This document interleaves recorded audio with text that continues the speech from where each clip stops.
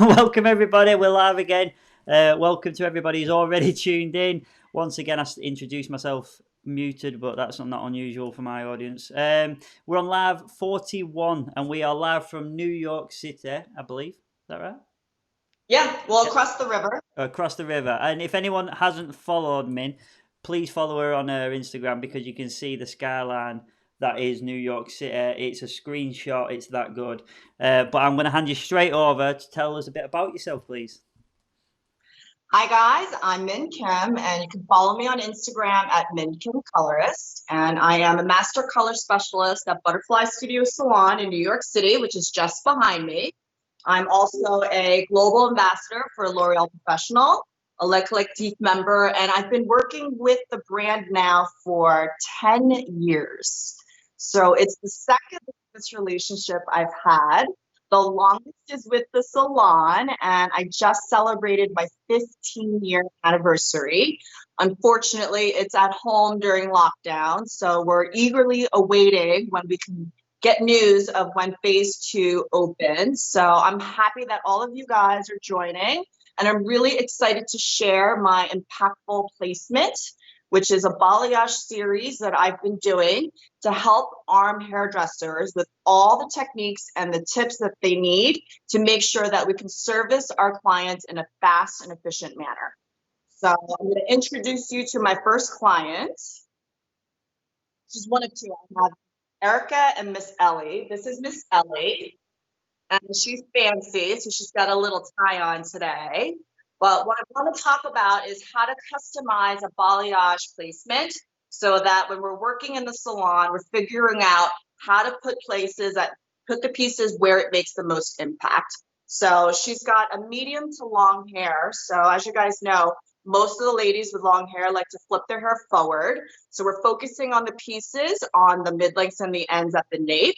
We're doing a few pieces at the back, and then of course the face frame, the money piece, and the part. So these are all the areas that women go to the bathroom and check when they're going to see what's happening. You know what I'm talking about, right?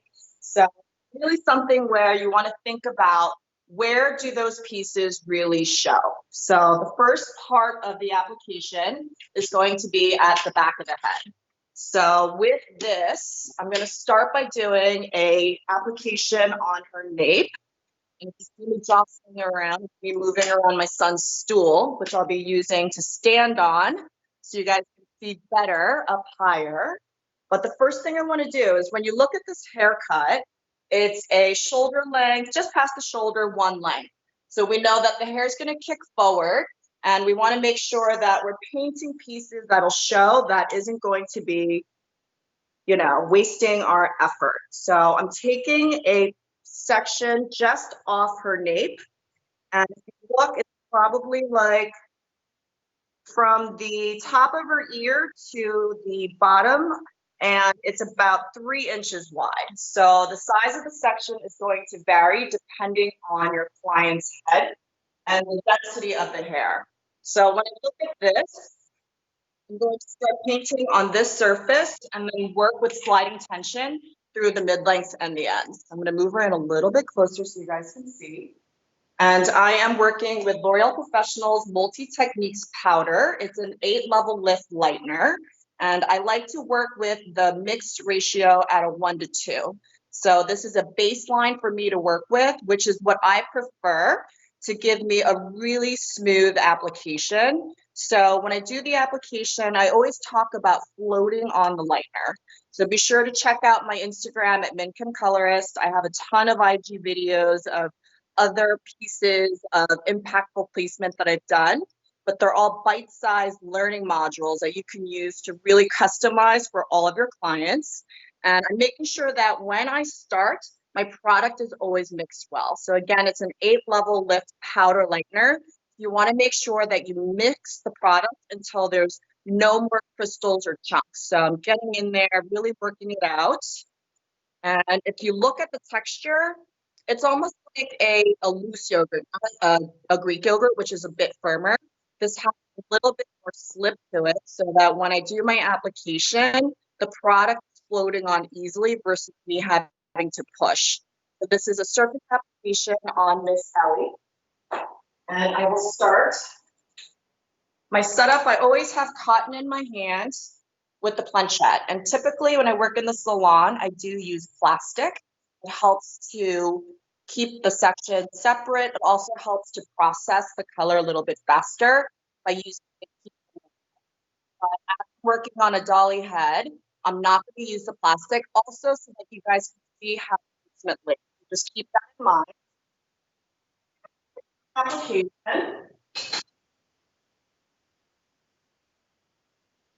I always work with a well of product on one side, and I call this organized chaos. So basically what I'm going to do is use the edge of my bristles and work the product out so that I can smooth and pick up a small amount of product on the edge of the bristles.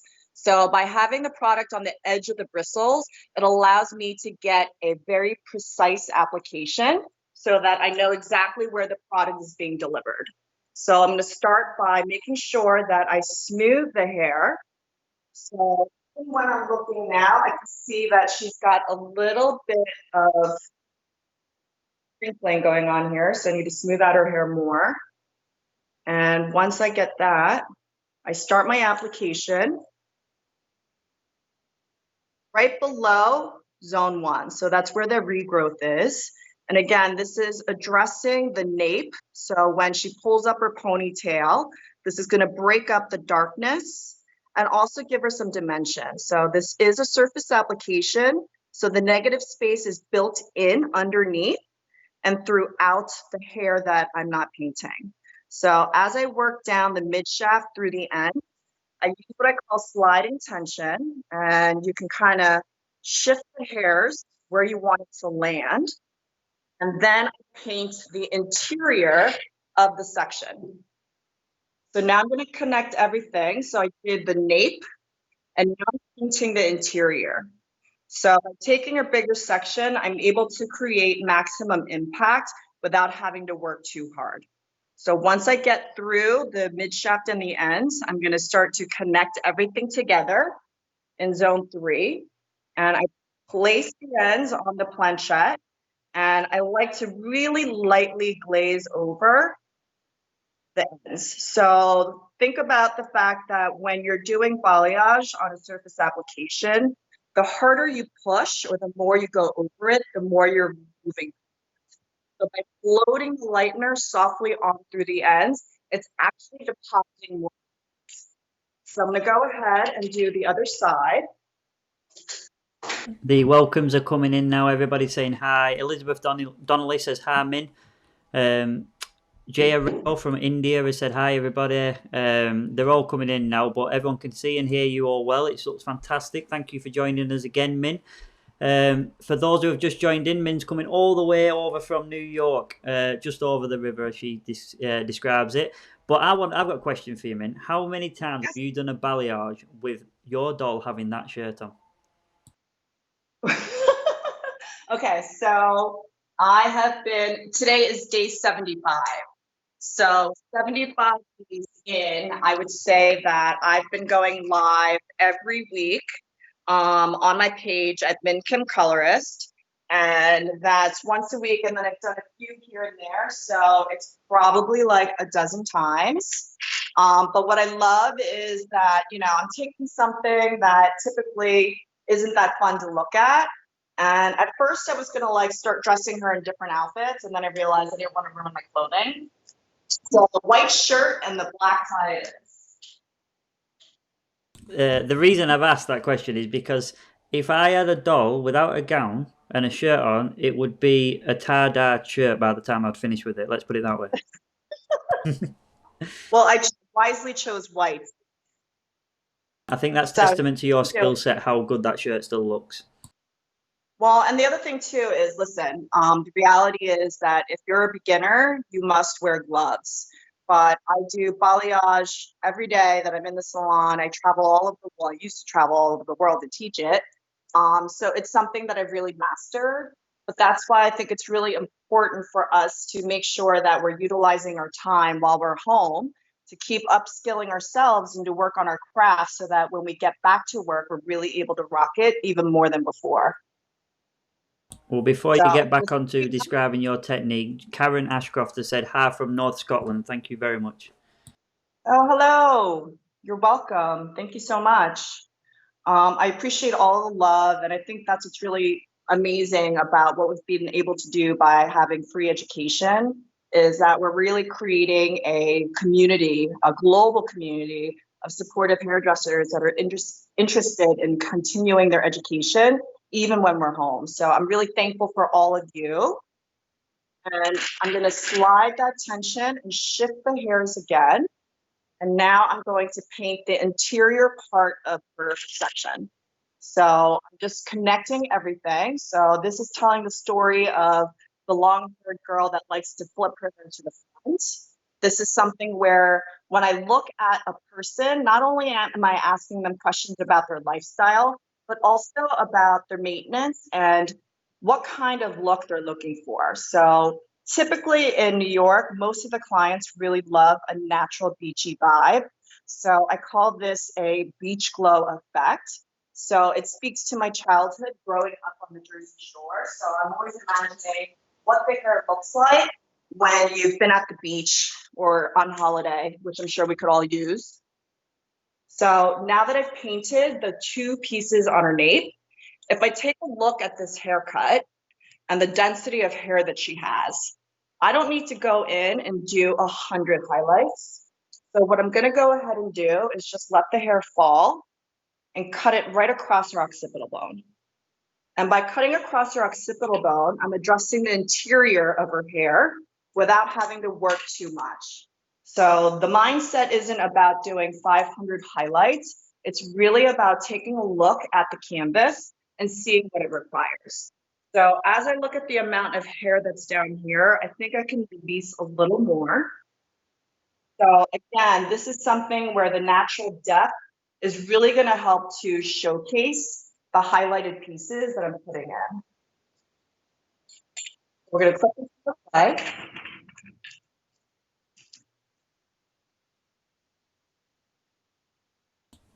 Sure. So Linda Mumbe, who is from Lincolnshire in England, she states, has asked, "Do you have a favourite colour brush?" I do. I actually have two that I've been loving. So I have the Framar brushes, and then I just got a new brush from my friend Jack Howard, and it's by Denman, and this is a little bit smaller, so I like using this around the face frame. So I also have a bigger brush that I like to use when I'm working on super long hair. So it just depends on the amount of hair and the texture. But I tend to like bristles that are softer. I use a stiffer bristle brush for my mix, and that way I'm able to make sure if there's any chunks or anything funky happening in my lightener, that I'm able to break it up. So now as I smooth the hair, I'm gonna pick up the product with the edge of my bristles, and this is organized chaos. I'm always moving, so there's a clean spot on my planchette. And by having a clean spot on my planchette, it prevents spotting from underneath. So you're always working. And again, the beach glow effect, you have more brightness around the perimeter and more depth on the interior. So this piece is going to start higher. And then as I work down, I'm going to stagger where my application starts. So nowadays, as salons are opening up and hairdressers are going back, I'm hearing a lot of feedback that clients are wanting color that's beautiful, but also more natural and low maintenance. Perhaps it's because they've gotten used to their darker roots, or perhaps it's because they know they're going to have to work on our limited availability. So I think having beautiful, healthy, natural hair is always going to be something that women want. So I'm really mindful of that. So as I look at the back, I'm checking where these pieces are going to lay, and I'm picking up the center. So now I'm addressing the back of the head. And you can see, like, I've only done 2 highlights on this side, but it's really addressing the whole back of her head. So again, it's getting out of that mindset of doing 100 highlights. It's really more about the customization of the haircut, the style, the lifestyle of the client, and also the type of look they're going for. So again, this is something that's really sun-kissed and beachy. And as I'm working, I'm painting this really softly. And if you look at the way the application's going on, the highlights in the center are more feathered. So you're able to see the strands of the hair versus the mid-lengths and the ends on the first piece. That's more saturated. So the more saturation that you have on the hair, the better and more lift that you will get. So by dusting it on and feathering it on, you control the amount of lift. So again, I'm working with L'Oreal Professional's Multi-Techniques powder, and I mixed it with 40 volume, and that's because I'm working on a doll head. And believe it or not, this is the third time I put 40 volume on her head, and she's still alive. She's not complaining. But I did work with 30 volume in the salon. And what I tend to do is mix fresh batches, and that way I was getting the maximum impact when I'm working. So now I've gotten to the right side, and again, I'm working. I'm going to take a look. Take a look at the pieces that I painted on the other side, and that way I'm able to have symmetry. So before I would start my application, I make sure that I have enough product on my board so that I don't have to go back and forth. And this helps to minimize the amount of time that's wasted during the service. So I'm always thinking of little shortcuts and ways so that I'm able to get the most done in the most efficient manner. So now I'm dancing everything on, and these pieces will connect to what I've done on the center and the other side. I'm going to work through the mid-lengths and the end. I'm just applying more product. So the more product that you go back to and apply, the better the saturation, which is going to give you more lift. So it's one of these things when you go through the ends, really just take that product on to make sure that I get the lift on the mid-lengths and the ends. Okay. Nick Soul has come in and she said, what volume would you use in your salon? Typically, what I tend to use the most is 30 volume.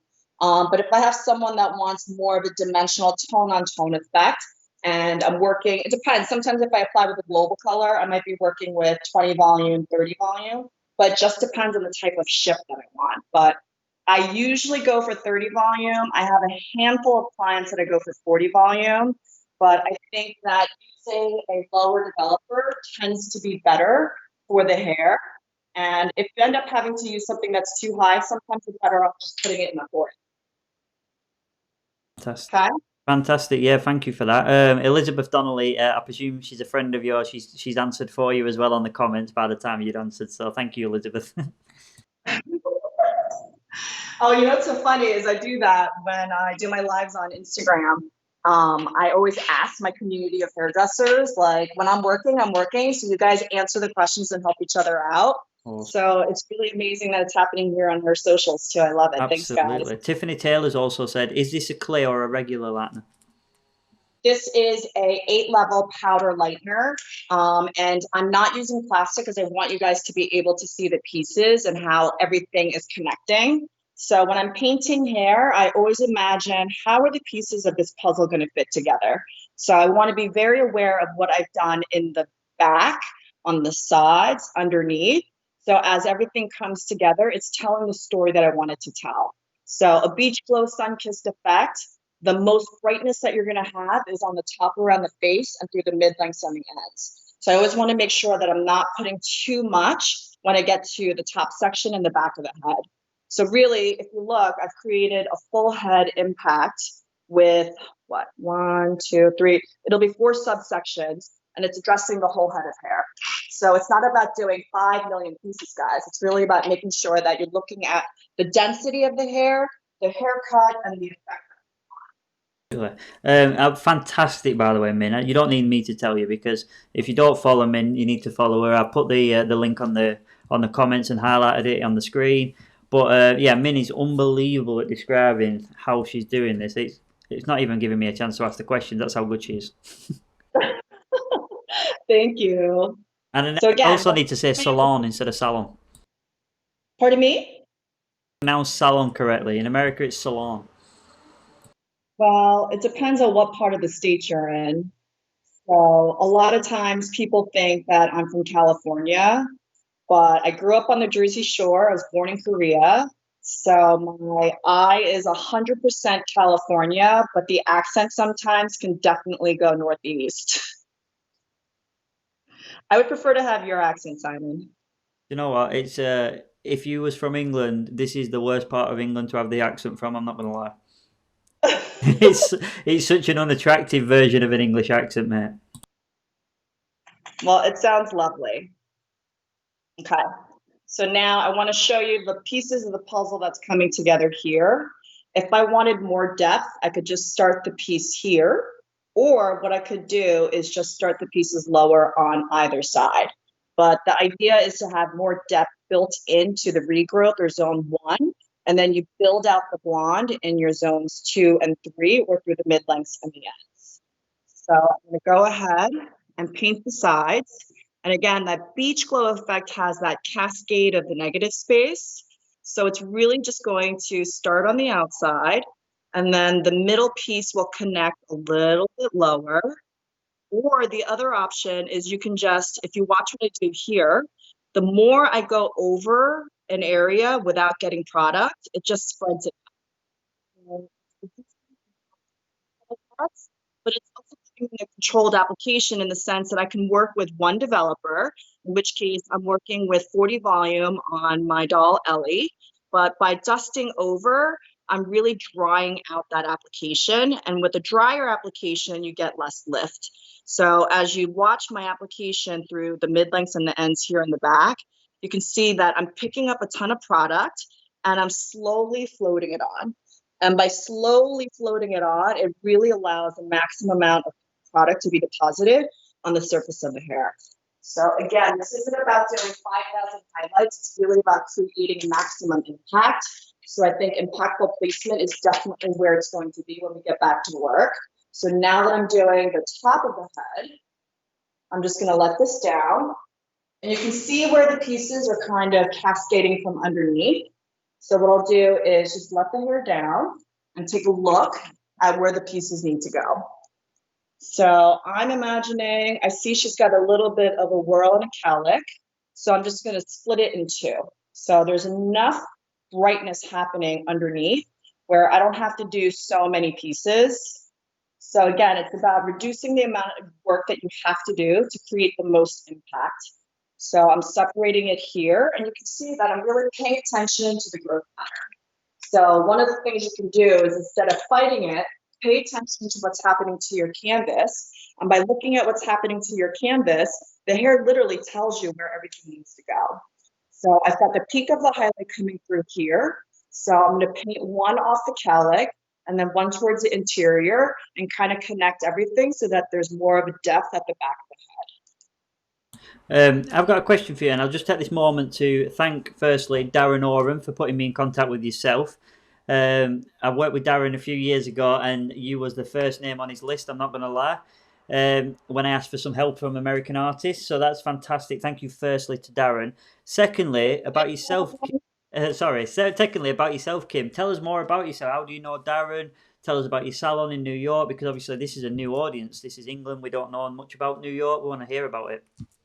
Oh, okay. So I met Darren a little over a year ago. He's the Vice President of Education for L'Oreal Pro US. And I've been an artist with the US for 10 years, I just realized. And I've been at Butterfly Studio Salon, which is a salon on Fifth Avenue. And we have been in that space for 15 years, but it actually started at a much more boutique location.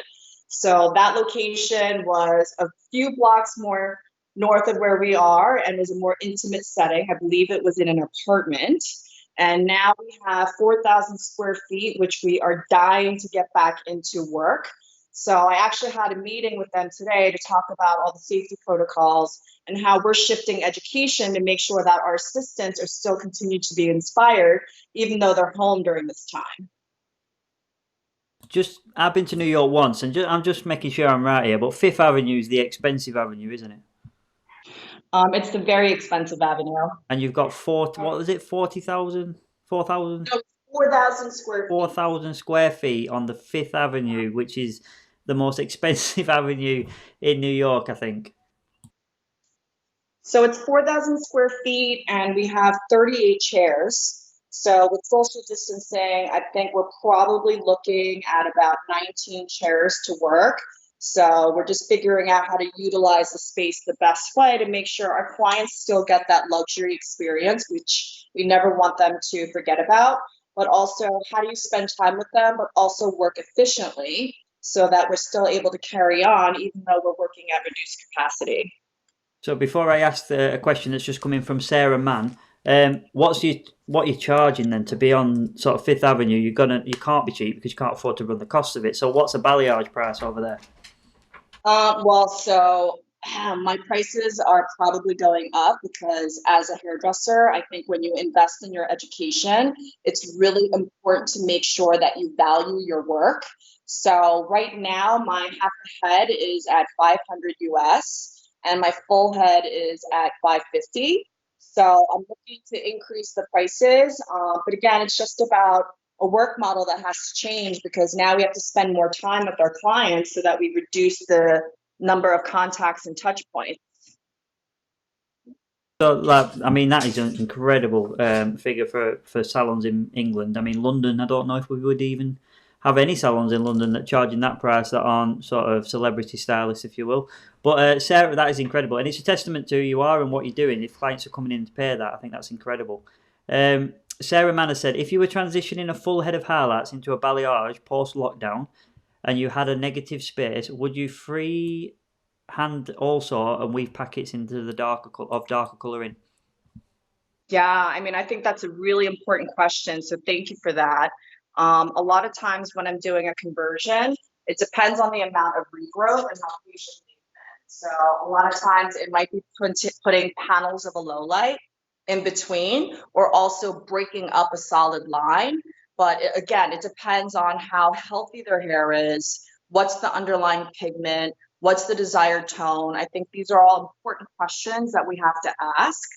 But you can see that I've done, let's see, 1, 2, 3, 4, 5, 6, 7, 8, 10 pieces. It's the back of the head. You can see that it looks like everything's colored, but remember, this is a surface application. So there's negative space built in underneath the pieces that I've painted and also within the strands. So I'm always imagining how's that hair gonna look? So I'll turn her a bit. You can see that there's like a natural dimension that lives in the back. So when the hair spreads out, you're going to see that there's a diffusion of her natural along with the pops of the blonde that I put in. So it's a really nice way to create the most impact without having to overdo it. And that's why, I mean, part of the reason why I charge a lot is not only because of the money that I've invested in my education and training, but also because my color, I have some clients that come once a year. I have some clients that want to come every 6 weeks. So the technique is built in a way where there's longevity. So if you think about how maybe someone's charging $200 for a highlight, but they have to go every 6 weeks, there's actually more value in paying for something that's going to give them more longevity. Do you know what? I'm gonna sort of jump on the back of that. It's off context a little bit, but I agree 100% in what you're saying because people, if you paid for a renovation of your house, you think, oh well, it's going to last 20 years, but it's the work and the investment that you're putting into how long it's going to last. But hairdressing doesn't seem to take that sort of investment seriously with hair, and we're almost sort of apologising for the price that we're charging. Yet, like you said, it's going to last you 6 months. Yeah.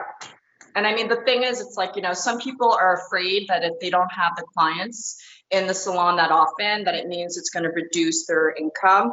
But it's actually quite the opposite because I have clients that get compliments on 365 days after their service versus walking right out the door. So when you give that woman the option of having something that looks great in the long run, it creates more loyalty. And then as they get more compliments, they want to do more anyway. So, I mean, sometimes I'm also known for saying no. I send people home if I don't think they need it. And that's something where, it's kind of a joke. But I have a client who came in 3 times and I was like, Steph, I mean, I looked at you from afar and it looks too good. And she's concerned about her hair being damaged. So we chatted for like 5 minutes, caught up. And then she did a treatment, got a product, and went home. And I think that loyalty is what's getting you where you are today. Anyways, yes. So now I'm going to paint her face frame. And I broke it up at the high recession. And if you think about where the sun hits, yes, it hits underneath, but you don't need maximum blending, okay? So what I'm gonna do is start the point high. And again, by using the edge of the bristles, I get a more controlled point. So this gives me more of a precise application. But if I hold the brush flatter, it actually covers more real estate. So really having that brush control and knowing how much product you have on your brush really does give you a more impactful type of application, in the sense that it's not just like a bunch of color that's just being slapped on.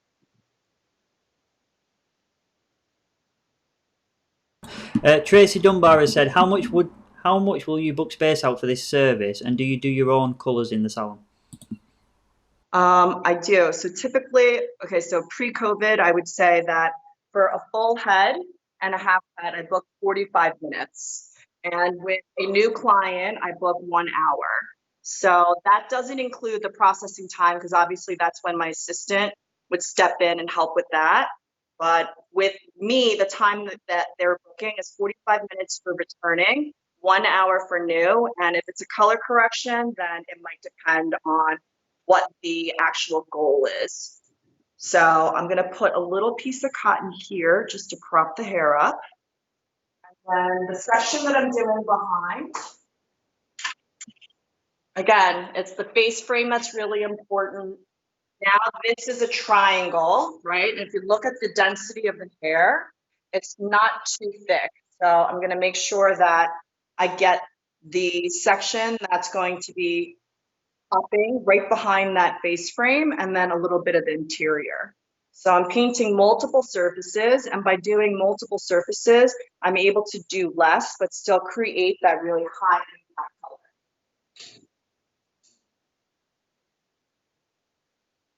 And for those of you tuning in, I'm working with L'Oreal Professional's Multi-Techniques powder. It's with 40 volume because she's a doll head, and I mix it at a 1:2 ratio, and that mix can vary depending on the texture of the hair. So everyone has a different preference, but if the hair is finer, I like the product to be a little looser. And the reason why is if you have to push too hard to get a thicker product onto the surface of the hair, you're actually going through and bleeding through. So it really is a fine line, and sometimes different parts of the hair have different densities. So what I like to do is keep a little bit of my developer in a squeezy bottle. So this has a suction on the end where you just squeeze it out, and it's a controlled amount. And that way it looks nice. It doesn't take up a lot of space on my working tray, and I'm always able to customize the viscosity of the product that I'm working with, so that it works for the texture, the density, and the desired result. So if you see now, this is the section right behind that hairline, the face frame. And what I'm going to do is, now that I've seen the front, I'm going to use that sliding tension and shift the hairs forward so that I'm able to paint the top surface. And after I paint the top surface, what I'll do is gently guide the hair where I want it to live. So I'm a control freak, but it really works when you're doing hair color. So these are all little hot tips that I'm sharing with you guys to make your life easier instead of being frustrated. But keep in mind, if you're newer to doing a surface balayage with a brush and a planchette, it's going to feel awkward. So it's okay to feel frustrated, but never feel defeated. Just look at it and figure out what went wrong and how you can make it better the next time. That's how I learned. I never gave up. I always looked at it and tried to come from a constructive point of view. So when you're starting, remember, it's not supposed to be perfect. Okay. A lot of compliments coming in about the tip, so I just want to get that across while you're mentioning it. Some people saying great tip. Sarah Mann, Nicholas Saul saying thank you. Kirby Brewer has said, love the squeezy bottle. Such a good idea. Where is this from, please? So I overpay for mine, but they have them at Whole Foods and they also have them in a container store. So what I'll do is show you guys what I was talking about. So these guys I used to actually fly with, which is great because this is 40 volume and some countries you're not allowed to have 40 volume. So Min Kim always had 40 volume on hand, but when you squeeze it, so it's just a really controlled amount of product that goes in. So versus taking the big bottle where you might get too much product coming out, this makes it really easy to control the amount of product that you're using to adjust the mix. So I think I've got to lower so you can see.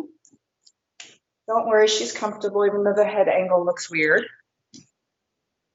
And as I take a look at this section, I know that she's got more of a one length haircut, but you know, the tendency is with the styling is usually it goes a little bit away from the face and then the hair blows around. So what I'm going to do with this section is actually break it up and I'm going to address her face frame and the interior with it's like an isosceles triangle. Is that too nerdy? So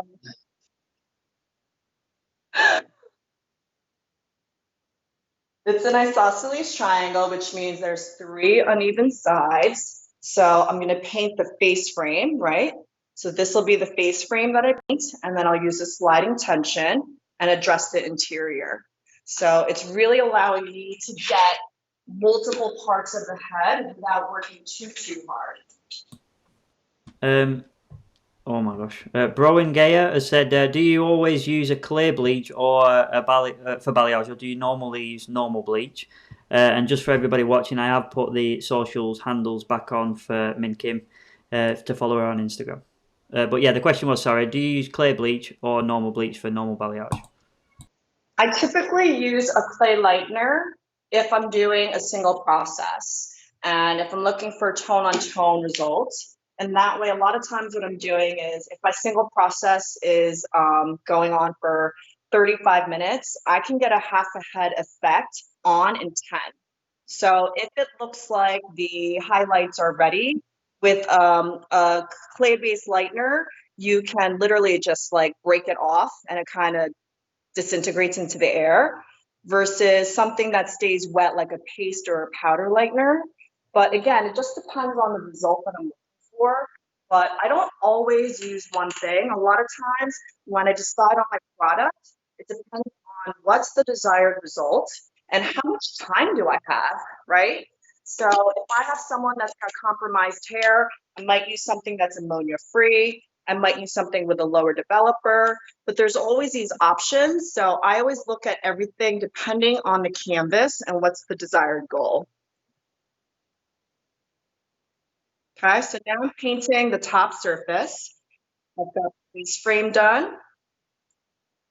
And now I'm getting the interior. So I'll shift her so everyone can see. And again, what you see is what you get. So if you see skips and splotches or lines in your application, that's going to affect your result. So what you saw me do right there is here, this is a really, really shallow section of hair. So by sweeping underneath with the back of your brush, you can really smooth out anything that might have seeped through, okay? So I'm gonna pull her back a little bit. And remember, this is the face frame and this is building into the money piece, which is gonna be the next section. So I'm really making sure I get that product floating on. And this way it's giving me the maximum impact, which is gonna be the brightness on the mid-lengths and the ends. So this is my impactful placement for a beach glow effect. So again, I haven't done a ton of pieces. That's my 3rd piece that I painted, and I'm already working into the top of the head. And if you see how everything is connecting, it's telling like a really soft story. So the story here isn't about someone that wants to have a ton of maintenance. It's someone that really wants to enhance their natural color and still leave it there and not take away that natural dimension that they have. So, my question from myself, really, but once you've balayaged this and you're in the salon, do you tone it afterwards, or whatever the American terminology is? But do you tone the hair afterwards? Well, so the part of the reason why my prices are as high is because I include all bonders and glossing services, because the reality is, if you look at what's happening with color trends, almost everyone wants a more neutral or ashy finish, which you can't achieve without a gloss. So there were too many conversations happening about it, so now it's just built into my price. And even if they don't need it, I might use something like clear just to help seal down the cuticle, because at the end of the day, healthy hair is shiny. So I love that my blondes are like, my hair is so shiny, it feels good, and they can feel the difference in their hair. So it's something that I do. And also it just makes more sense to me. So now I'm doing the money piece.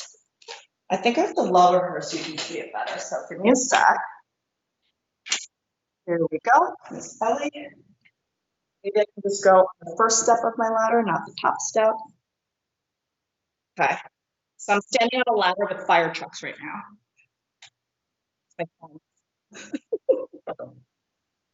It's like the glam life working at home, right? It's not a new. I said this the other day. It can't be alive from New York if I don't hear sirens outside. It's not real.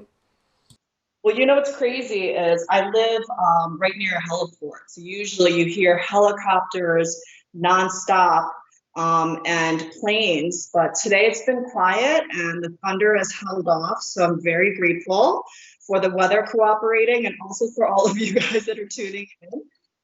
So here I am on the top step. Can you tell? Yeah, just about. Yeah, it's 2 p.m. in it over there as well. You're just in the middle of the afternoon. Yeah, it is. It's So, 9:15 here, so 8:15 here, so it's 2:45 at yours. wow. Okay, so check it out. This is the money piece. So I'm painting the face frame, and it's going to give me that really bold ribbon-like effect. And I'm painting that down through the mid lengths and the ends now. And even though this looks like a lot that I'm painting, it's really going to give me a soft effect. So as I work through the mid lengths and the ends, I ease off on the tension and really gently place the hair where I want it to be. So again, really soft, smooth application through the mid lengths and the ends. And then now that I've gotten to the top section, I know that when I look at the density of the hair that's left, this isn't a lot. So I'm going to paint this entire section. Okay. So we want to have the movement, and the brightness is going to live around the paint frame. So now I'm addressing the top line. So And then before I paint it, if it's not smooth in your hands, it won't go smooth on your brush. So you want to make sure that you set yourself up properly from the very beginning, so that when you go to do your application, you don't have to deal with tangles and knots and lumps in your product. awesome. Danielle Butler has literally just commented, as I was about to say, that so many people are a bit afraid of the money piece because it's such an amount of commitment to put that much bleach on the front of someone's hair. Well, you know, I have a saying also, which is the money piece will make or break you, right? So if you nail it, you've got a client for life. If you don't nail it, they might hate you or come back for a redo, which we don't have time for that, right? And we also want to make sure that when women leave our chair, they feel their best and look their best. And especially now going into the post-COVID era, I mean, I have neighbors in my building that don't recognize me, but they recognize my hair. So it's really important for us to make sure that we're treating our mane like the crown that it is, because it's going to become our signature for sure when everyone's running around wearing masks.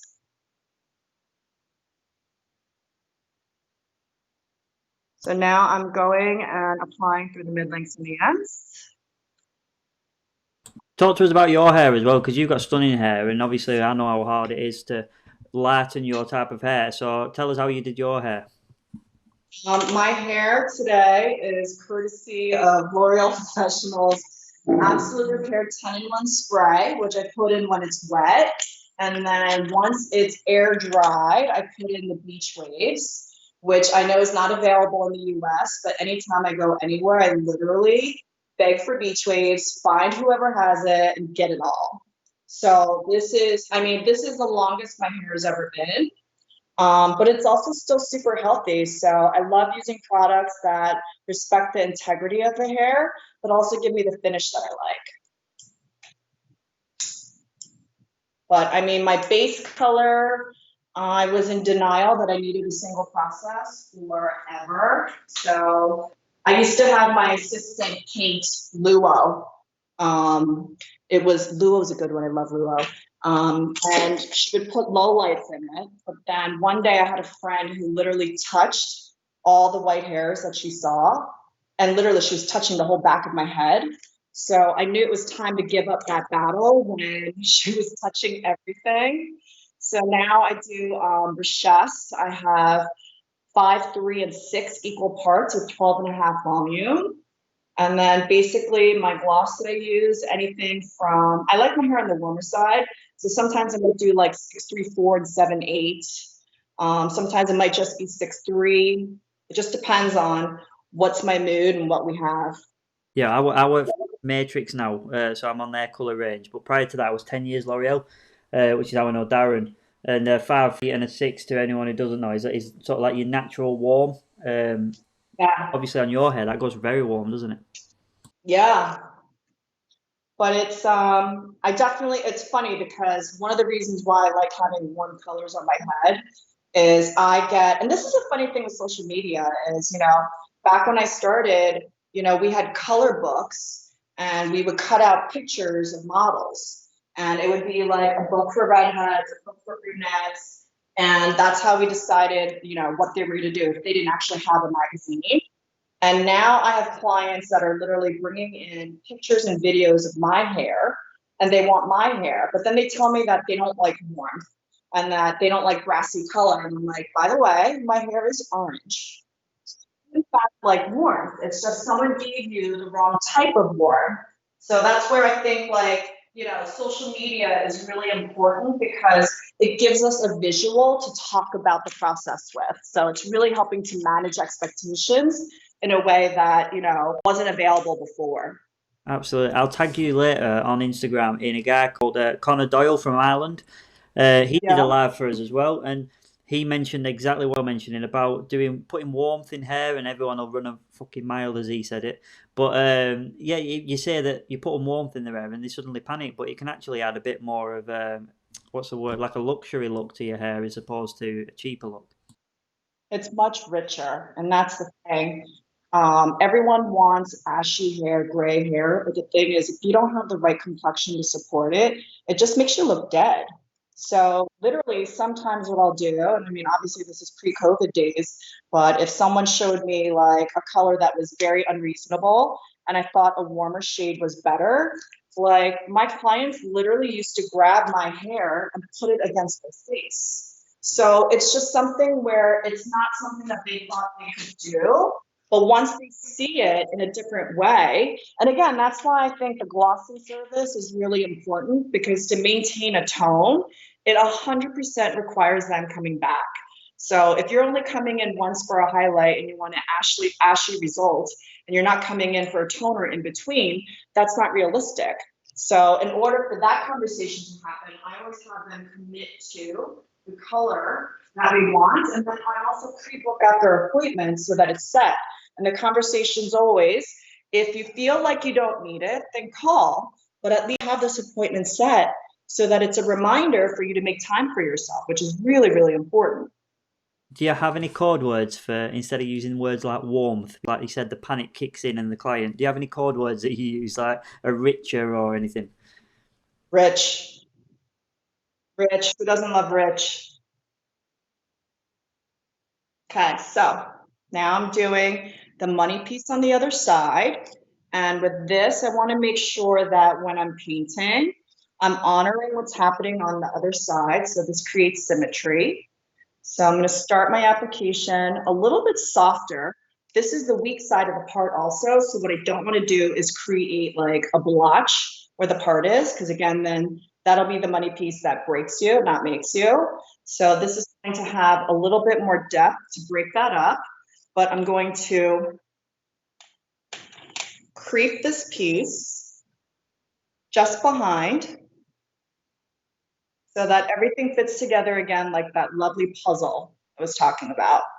So I'm painting with an 8-level lift lightener mixed with 40 volume because she's a doll head. Typically in the salon, I would be using plastic.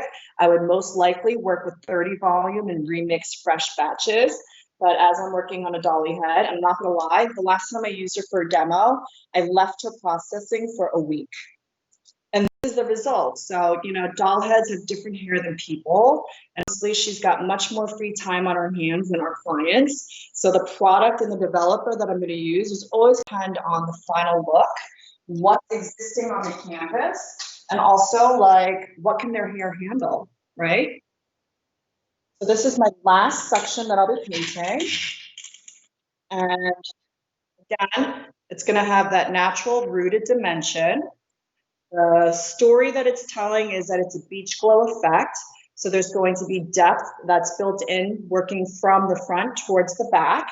And again, this is something that it's really great for that client that wants that low maintenance beach glow vibe. Or it's a service that you can actually do as an add-on service. So you can do maybe the face frame portion, or maybe it's just doing the nape, but you can take pieces of this and really make sure that you're customizing it for your clients. So take this as an inspiration and figure out what pieces of it, if not the whole thing, will work for the client sitting in your chair. So that's what I really love, is that you're able to see something, get inspiration, and then know that there's room, there's wiggle room for you to make the adjustments depending on the haircut. How many times have you previously coloured this doll? This would be my 4th time. It's still in very good condition, isn't it? She is. She is. But I'm not going to lie, I gave her a little trim before we went on. So she had much longer hair. And I am actually working through the mid-length ends. And you can see that it's cascading from the money piece down.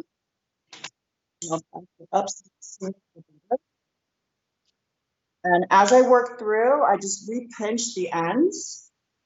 And let me get her head up so you can see a little more. Okay. And then once I get through the mid-lengths and the ends, this is my awkward side, so I'm holding the brush a little bit strange, so pardon. And then again, remember, when you get through the mid-lengths and the ends and you want full saturation, you really float on that lightener. So it's a soft, soft touch. The harder you touch, the more push that you'll get. So again, there's less hair on the mid-lengths and the ends, so it's going to give you more saturation naturally. But what I'll do is take her off the stand and give you a look at the placement. Awesome. While you do that, I'll just read out Mary Kelly's. He said, in Ireland, I found that all my clients are either really copper by choice or they want ash. Brunettes love the word rich, and blondes would run a mile if you said the word warmth. But then a question from Tracy Dunbar has said, have you got your PP confirmed yet for your salon, and what date is your return? But I'll let you show your doll first before you answer that, sorry. So this is the placement.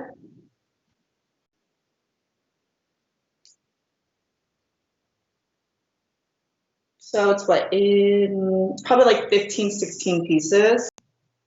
And you can see that it's a full head effect, but you don't have to spend 4,000 years doing 10,000 pieces. It's a different mindset with balayage. And really with impactful placement, it's really important to talk to your guests to see what it is that they're expecting. So when you manage the consultation, it really helps to drive the color in the right direction. So sometimes the conversation is about setting up multiple appointments. Sometimes it's about what type of glosses and what they can use at home. So it's really important for us as a professional to not only be able to say yes and no, but also how to manage and take care of their hair at home.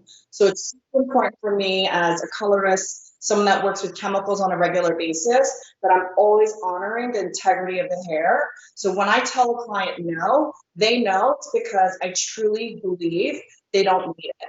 Now I'm going to send them home with a treatment and some shampoo, but that's also so that they can take care of their hair properly so that when they come back to my chair, I'm going to have the best canvas to work. Tracy said, have you got a date yet for reopening your salon in the salon? So my gut tells me we're probably looking at July. We got confirmation that hair salons are in phase two. I think that the date for phase one in New York is around June 13th.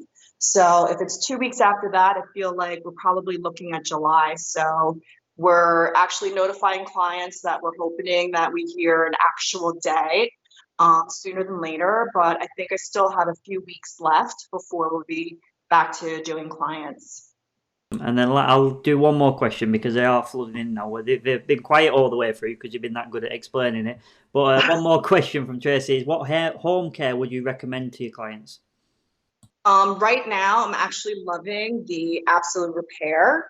And again, it's got quinoa in it, so it's strengthening and also gives your hair moisture. But I'll tell you the story of why I decided it's my new favorite product is that when I used the shampoo, I was like, okay, it smells great, feels great. But I was used to blow drying my hair without the 10-in-1 spray. And when I had the 10-in-1 spray, literally my hair slid through the brush and I could go through. I mean, look at how long my hair is. Like, this is insane. I have to like stand on my toes for you guys to see all this hair, but I was able to go through my brush. And as much as I've been doing the flat iron, the curling iron, whatever I've been doing as I've been making videos, I don't have split ends. And my haircut was probably the last haircut I had was, I think, over 6 months ago. So I had a fringe trim in January, and that's the last time. Like, I went from a full on fringe to now we've got like curtain bangs that are tucked behind my ears. So I went from mermaid to Rapunzel, and if I'm here longer than July, I'm gonna throw my hair over Paris and climb down. Fantastic. And on that note, I will let you end this. But if anyone wants to follow her, it's at Min Kim Colorist. I'll put it again on the comments, but I'll let you have the final word. And yeah, everyone follow her, please. It's amazing. Give me a follow. I'm so thankful for this opportunity to connect with all my global friends. I think that it's really important that we use this time to not only continue to upskill ourselves, but also to support each other in a positive way. This is the only way that as an industry, we're not only going to grow, but to become stronger. And my other motto, I have a lot of little sayings, but not only am I a survivor, we're going to thrive. So hairdressers right now, I never thought, this is the one thing I never imagined happening to us. And we're going to come out on top, but it's really important for us to support each other. So I just want to thank you guys. Give me a follow. I'm getting a little emotional, so we need to cut me off. Colorist. I'm so thankful for you guys. Thank you so much for this opportunity, and I love you all.